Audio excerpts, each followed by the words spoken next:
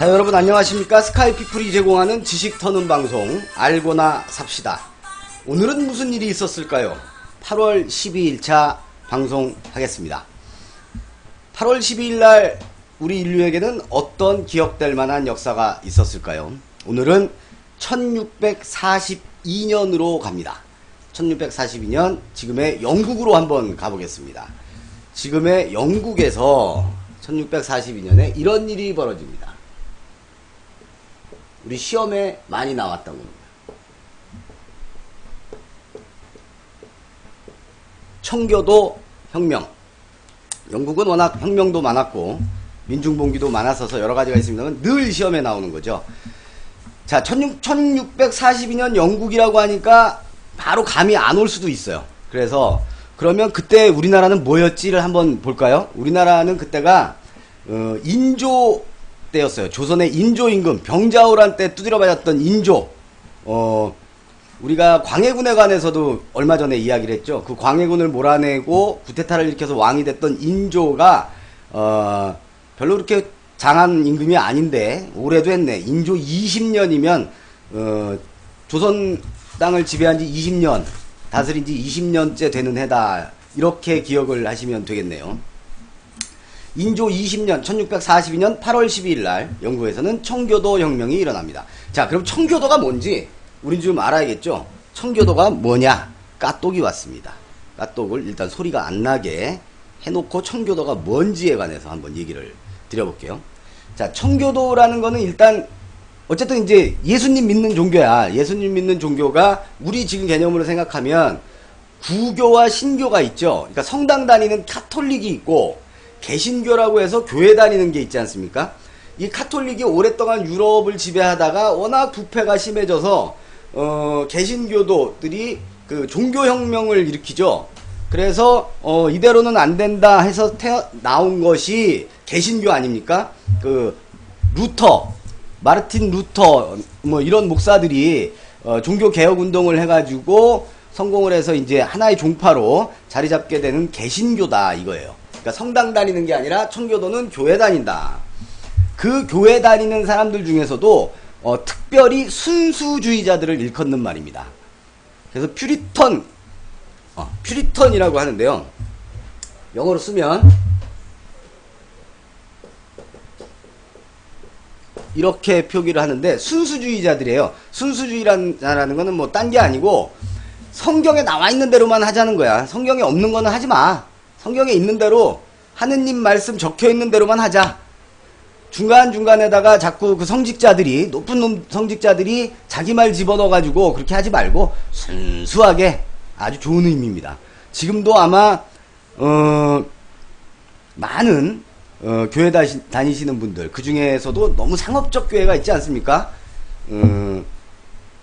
그런 분들도 요거 한번 생각해보면 이런 분들 다 저기 여의도에 있는 교회, 저기 어디 저 망우리 넘어가는 데 있는 교회 막 있잖아요. 그 막 지들끼리 재산 싸움하고 빤스 목사 뭐 이런 사람들 성추행하고 이런 분들도 이 순수주의자이기만 하면 참 좋겠는데 아무튼 이 개신교 중에서도 가장 순수주의를 외치는 사람들을 우리는 청교도 즉 퓨리탄이라고 일컫는 거죠. 이 당시에 이 퓨리턴들은 청교도는 영국의 그 섬 이름이 브리턴 섬 아니겠습니까? 브리턴 섬. 우리나라랑 비슷하게 생겼죠? 토끼인데 좀 큰 토끼. 이렇게 생겼다고 보십시다. 이 섬을, 여기 이제 아일랜드가 있고, 여기가 프랑스고, 이쪽이. 이 브리턴 섬에 있는 그 개신교도들을, 특별히 또 이제 청교도라고 불렀어요. 그러니까 같은 개신교라도 독일에 있는 네덜란드에 있는 이 사람들 청교도 아닙니다. 브리턴 섬에 있던 사람들. 근데 왜 굳이 브리턴이라고 했냐면 당시에는 우리가 지금 쓰고 있는 영국이라는 국호로 이게 이제 통일되기 전이니까 이런 말을 쓰는 거예요. 근데 당시 이 영국에는 이 브리턴 섬에는 개신교만 있었던 게 아니고 원래 로마 카톨릭이 있지 않았겠어요? 중세시대부터 성공회라는 게 있어요. 성공회. 우리나라에 성공회 대학도 있습니다. 아주 좋은 대학이에요. 나라에 대고 바른말 잘 하시는 교수님들 많으시고 아주 좋은 대학입니다. 성공회. 이 영국은 국교가 성공회예요. 이 성공회는 로마 카톨릭의 한 종파라고 보시면 됩니다. 그러니까 카톨릭 쪽이야. 국교야. 그런데 이 청교도는 개신교잖아. 신교란 말이야. 어쨌든 안 맞는 거야. 나라에서 이거 믿어! 라고 정해준 국교하고 다른 종교를 믿으니까 이질적이니까 아무래도 나라에서 탄압을 좀 받기도 하고 뭐 그랬겠죠. 이들은 또 우리는 구교가 싫어, 성공회 싫어 뭐 이렇게 하면서 서로 충돌이 일어난이라는 것은 뭐 뻔한 일입니다.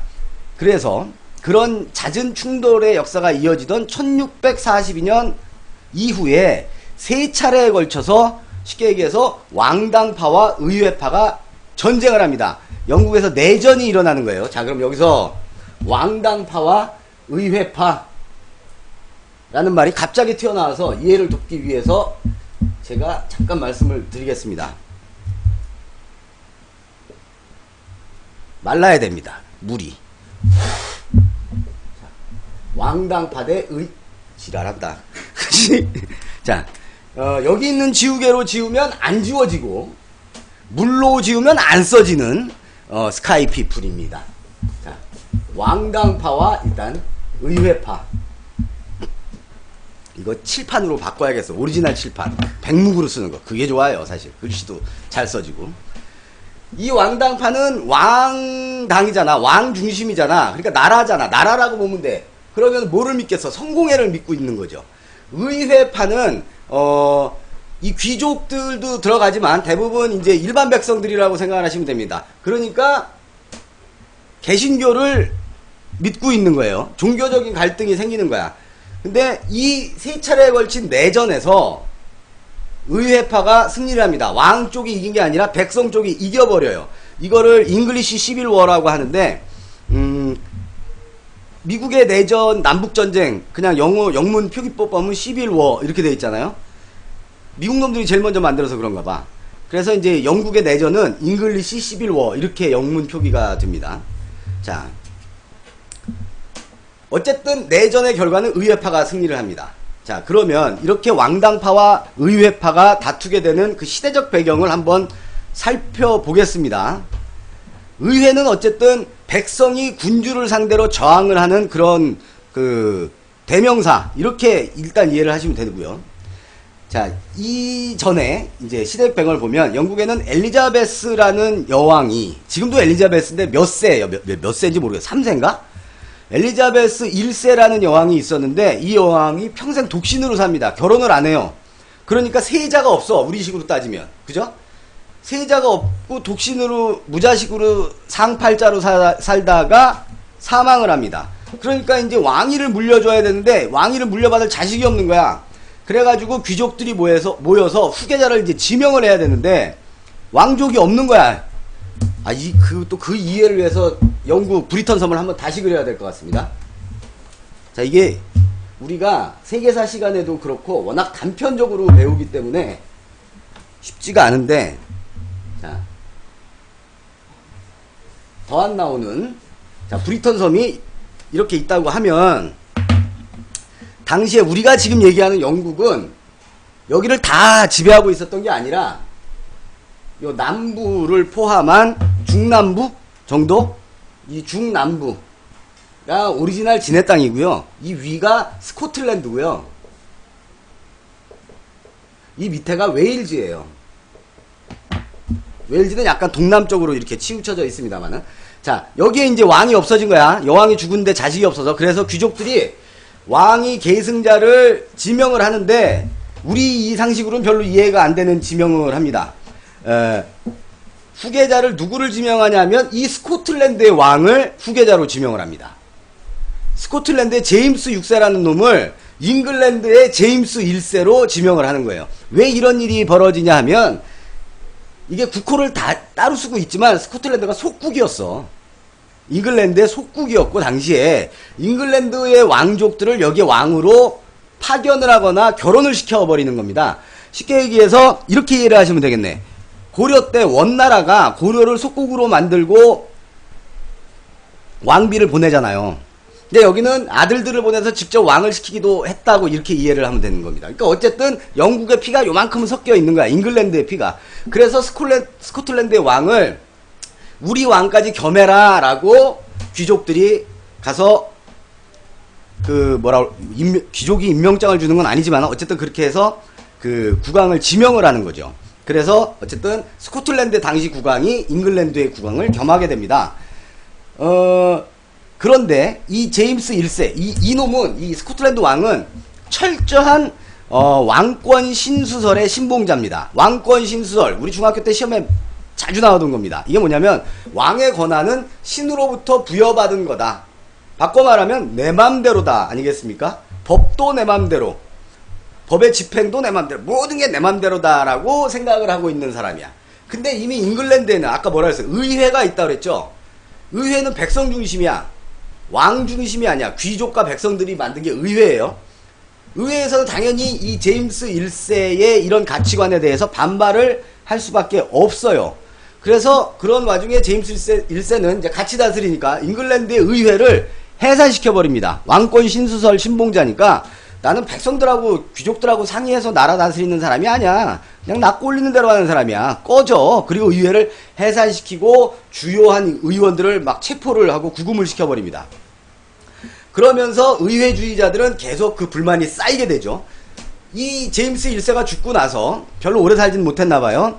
그의 아들 찰스 1세가 왕이 되는데 이 사람도 지네 아버지랑 똑같은 왕권 신수설 신봉자야. 그런데 마침 이때 잉글랜드가 스페인하고 전쟁을 해야 됩니다. 그럴 일이 생겼어. 그런데 전쟁을 하려면 돈이 필요하잖아요. 돈이 필요하니까 세금을 걷어야 돼.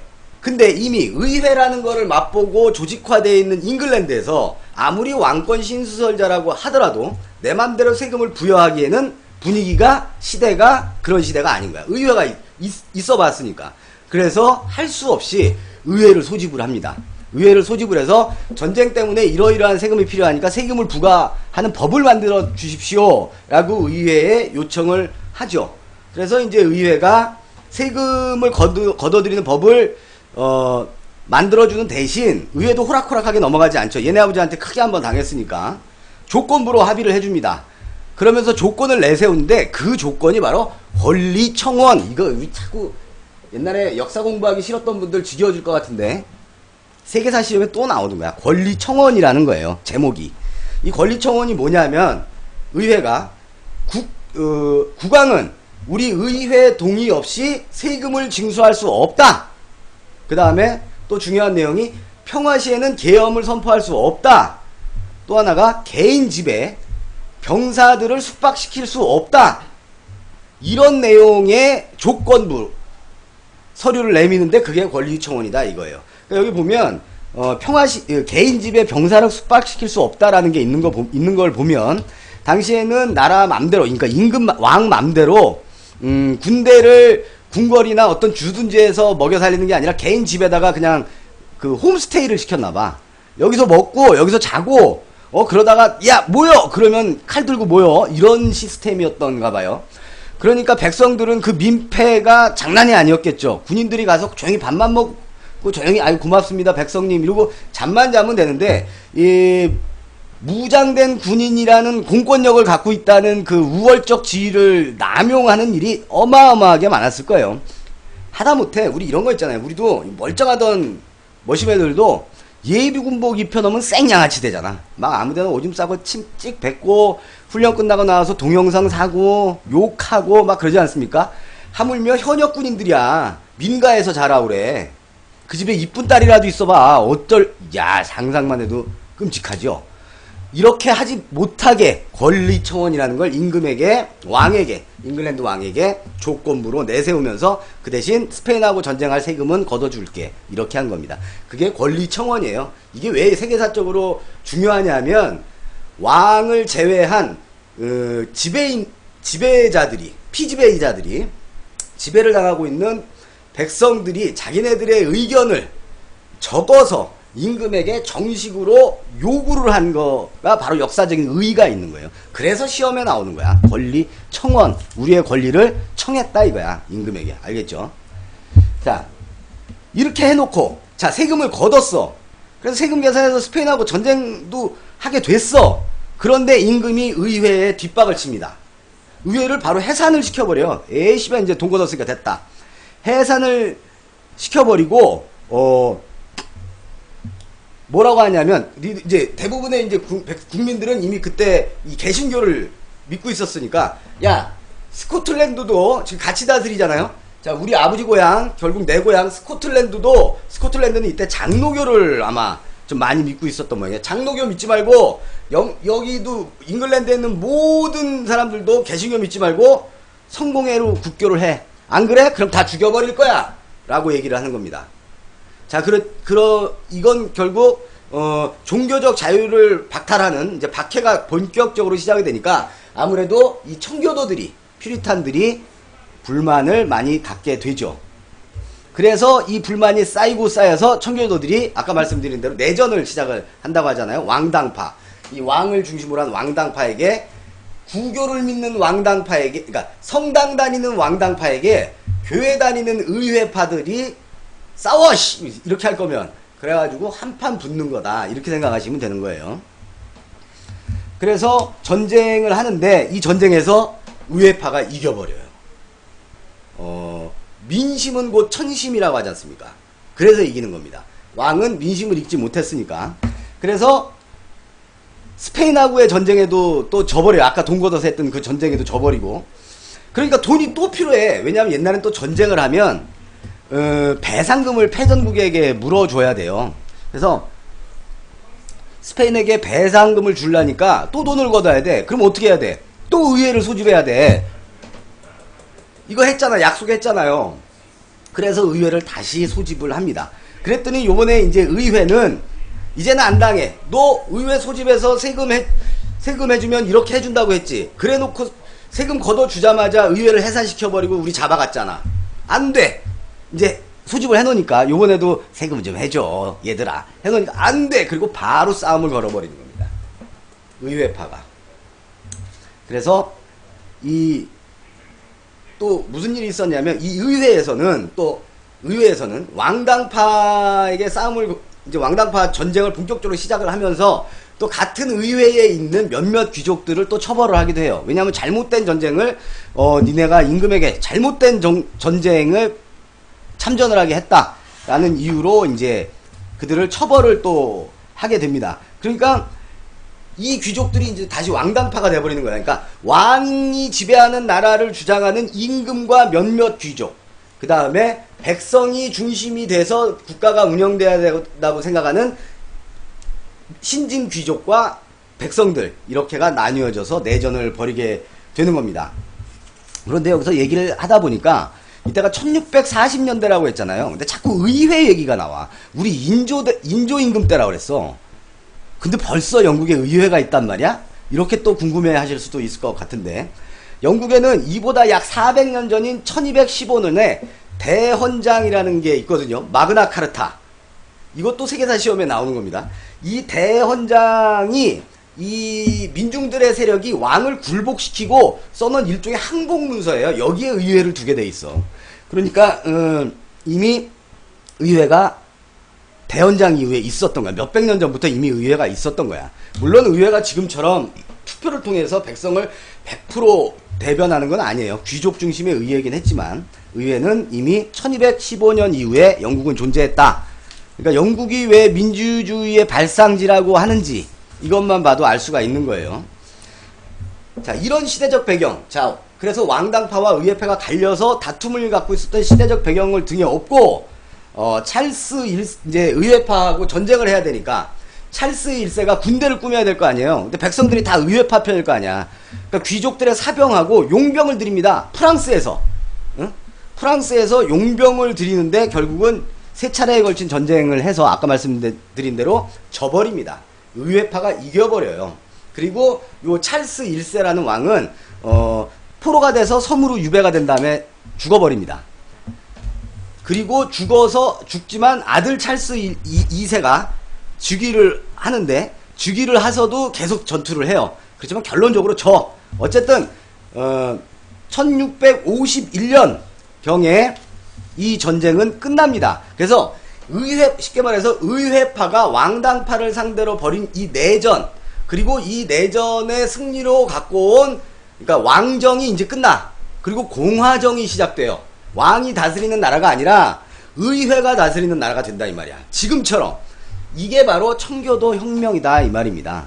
워낙 세계사적으로 의미가 있는 사건이기 때문에 오늘 한번 들고 나와 봤는데, 이 청교도 혁명의 결과로 영국은, 그러니까 이 브리튼 섬은 가장 중요한 게 공화국이 돼버린다는 거야.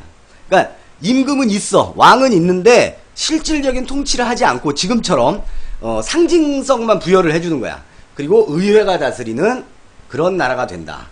그 다음에 영연방이라는 게 만들어져요. 잉글랜드, 스코틀랜드, 웨일즈, 아일랜드 왕국이 따로따로 있는 게 아니라 일단 연방공화국이 되는 거야. 지금하고 똑같은 거야. 그래서 유나이티드 킹덤, 영국을 영문으로 표기를 할 때 이렇게도 표기하거든요. 이게 유나이티드 킹덤, 연방국이라는 얘기예요. 유나이티드가 들어가잖아. 킹덤, 왕국들이 연방을 했다. 그게 영국이야.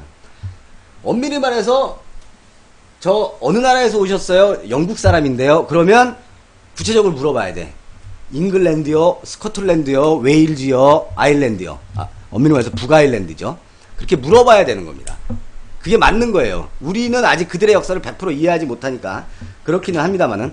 그래서 어쨌든 왕은 꼭두가시가 되고 공화정을 하는데, 이때 지도자로 부각이 되는 사람이 크롬웰이라는 사람입니다. 올리버 크롬웰. 크롬웰은 공화정치를 잘해서 유명한 게 아니라 공포정치로 유명하죠.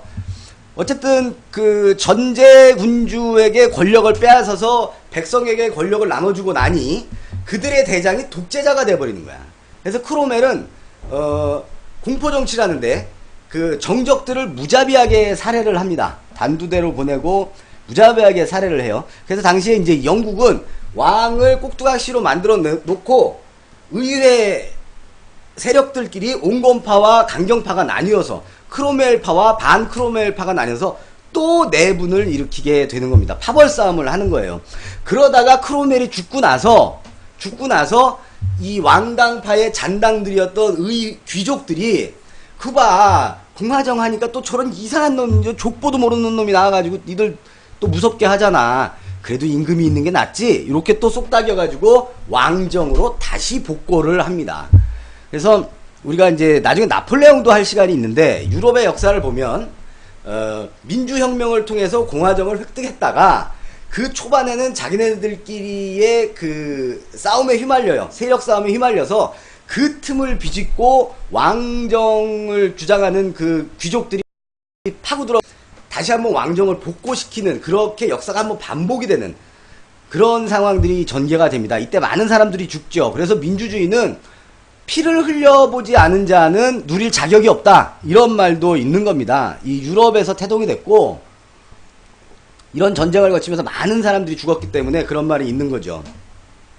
그래서 나중에 결국은 다시 왕정이 복고가 된다. 그리고 이 찰스 2세, 그러니까 섬에 유배돼서 죽었던 찰스 1세 아들이 다시 왕이 되죠. 그런데 이 왕은 영국 역사상 가장 무능한 왕입니다. 우리나라로 치면 선조, 인조 뭐 이런 왕이야. 무능 정치의 대명사, 이런 사람이 왕이 되는데 심지어는 네덜란드하고 전쟁을 해서 지기도 했답니다. 자, 브리튼 섬 이만하잖아. 네덜란드 요만하잖아. 지금도 쿵쿵쿵 하면 바람 밑으로 깔아앉잖아. 바람 밑보다 낮아가지고 그 조그만 나라 네덜란드한테 전쟁을 해서 져버리기도 하고 그런 일이 벌어집니다. 그 다음에 카톨릭 관용책을 쓰겠다. 이제 다 왕정으로 복구한 다음에 니네 봐. 결국은 니네 무슨 개신교 믿는다고 해가지고 공화정 했더니 결국 크롬웰한테 다 목 따이고 저 터지고 힘들었지? 내가 다시 왕이 됐으니까, 왕으로 돌아왔으니까 카톨릭은 믿어. 그 대신 좀 유하게 해줄게. 이렇게 이야기를 합니다만은 이미 민중세력들, 기층민들은 등을 돌리죠.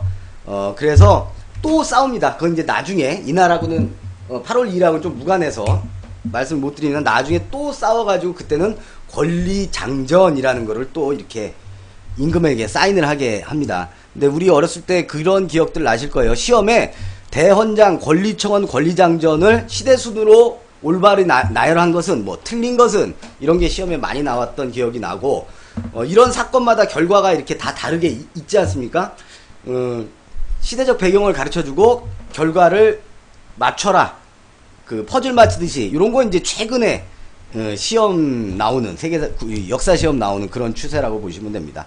그래서 오늘 8월 12일차 방송에는 멀리 유럽으로 한번 가봤습니다. 조금은 우리하고 좀 피부에 와닿지 않지 않느냐, 좀 먼 얘기 아니냐라고 느끼시겠지만, 제가 굳이 청교도 혁명, 권리청원 이런 것을 발췌해서 여러분과 말씀을 나눈 거는 민주주의의 뿌리, 민주주의의 시작, 결국은 누구 한 사람에 의해서 전제적으로 다스려지는 사회, 그런 나라는 결코 바람직하지 않다. 역사의 순리를 거스리는 거다. 이런 말씀을 드리고, 그런 생각을 좀 같이 하고 싶어서 오늘은 1642년 브리튼 섬에서 있었던 잉글랜드의 청교도 혁명에 관해서 말씀 나눠봤습니다. 자, 이렇게 해서 오늘 8월 12일차 방송을 가름하고요. 예고 좀 드릴게요. 자, 삐지는 계속 주셔도 좋습니다. 이제 8월 13일차, 14일차 방송을 다음에 준비를 하겠습니다. 8월 13일차에는 조선으로 돌아갑니다. 조선으로 가서 조선 건국 초기에 이방원도 나오고 그때 시기, 정도전도 나오고 했던 시기의 사건을 한번 얘기를 해볼 거고요.